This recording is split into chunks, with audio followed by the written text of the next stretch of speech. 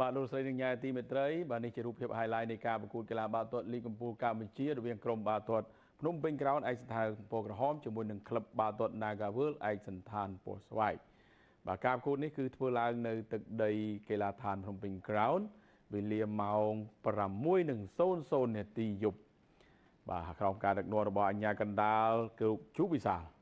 មុនការប្រកួតចាប់ផ្ដើមភ្លេងគ្រប់ទង់ជាតិក៏បានធ្វើឡើង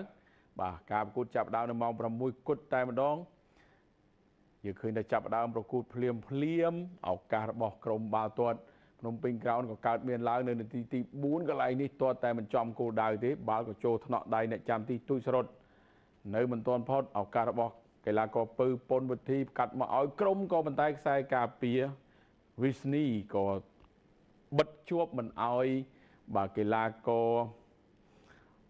យ៉ែមដាវីតធ្វើបានសម្រេចផ្ទុយទៅវិញកន្លែងនេះបាទកីឡាករផាតសុខាព្យាយាមទាត់មួយជើងដែរ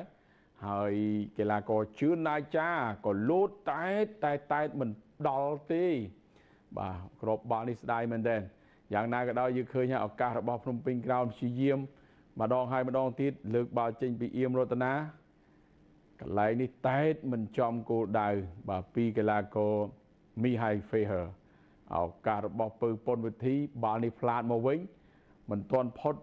លូកាសពៅប៉ុនវិធីក៏អូសចូលក្នុងប្រអប់ហើយផាតសុខា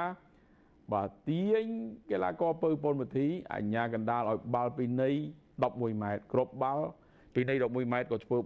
ធ្វើឡើងនៅនាទី 35កីឡាករ Diamond Session ក៏ធ្វើបានសម្រេចឲ្យក្រុមនាំមុខបាទលូតត្រូវបាទសម្រាប់កីឡាករទូចសរុត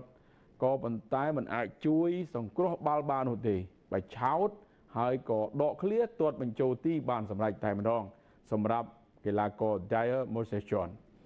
យ៉ាងណាក៏ដោយយើងឃើញហើយនៅចុងវគ្គទី 1ក៏មានឱកាសទៅវិញដែរប៉ុន្តែធ្វើមិនបានសម្រេចនោះទេចូលដល់វគ្គទី 2កាន់តែតានតឹងសម្រាប់ក្រុមទាំងពីរបាទឃើញថាទៀង Naga ទុក3គូប្រកួតនាំមុខ 1-0 បាទខ្លួនក៏នៅតែព្យាយាមដាក់សម្ពាធវិញដែរយ៉ាងណាក៏ដោយក្រោនក៏មិនបោះបង់ការប្រយុទ្ធរបស់ខ្លួននោះទេទោះបីជានាំមុខ 1-0 យ៉ាងណាក៏ដោយបាទកន្លែងនេះឱកាសរបស់ក្រុមបាល់ទាត់ភ្នំពេញក្រោនអូសទៅបន្តបញ្ជូនមកទីបំផុតយ៉ែមដាវីតក៏ទាត់បញ្ចូលទីបានសម្រេចនៅនាទីទី 47បាទកន្លែងនេះបាទកីឡាករ Brydon បាទសំទោសបាទកីឡាករ Diamond Session អូសបាល់ហើយបាទបំណងបញ្ជូនមកឲ្យ Brydon ក៏ប៉ុន្តែយ៉ែមដាវីតនេះក៏ធ្វើបានល្អមែនទែនហើយក៏ទាត់បញ្ចូលទីបានសម្រេចឲ្យក្រុមរបស់គេនាំមុខ 2-0 នៅនាទីទី 47ឱកាសរបស់ Andre Neto កន្លែងនេះក៏ប៉ុន្តែអាជ្ញាកណ្ដាលអត់វិន័យហើយកីឡាករ Brydon ក៏អូសកិលទាត់បញ្ចូលទីបានសម្រេចផុតខ្សែការពារនេនសុធារតខ្សែការពារ Matthias Martin នៃរូបភាពបញ្ជាក់នៃការអូសបាល់ទាត់ដ៏អស្ចារ្យស្ទើរអស់មុំរបស់កីឡាករ Maxim Brydon ធ្វើឲ្យអ្នកគ្រប់គ្រងរីករាយមែនទែនឱកាសថ្មីបន្តទៀតរបស់ Neto លើកបាល់ចេញពី free kick ហើយតែបាល់នេះផ្លាក់ផ្ងើយឡើងលើបាទរំលងរបស់សំណាញ់ទីតែម្ដងពីកីឡាករបាទ Raul Mihai Feher យ៉ាងណាក៏ដោយនៅទី 80ក៏ព្យាយាមដាក់សម្ពាធម្ដងទៀតដែរពីកីឡាករបាទ Moses Dyer ក៏ប៉ុន្តែធ្វើមិនបានសម្រេចផ្ទុយទៅវិញ Naga ក៏ព្យាយាមទាត់ពិសេសពីការទាត់របស់កីឡាករ Wederson ក៏ប៉ុន្តែមិនចំគោលដៅចំអ្នកចាំទី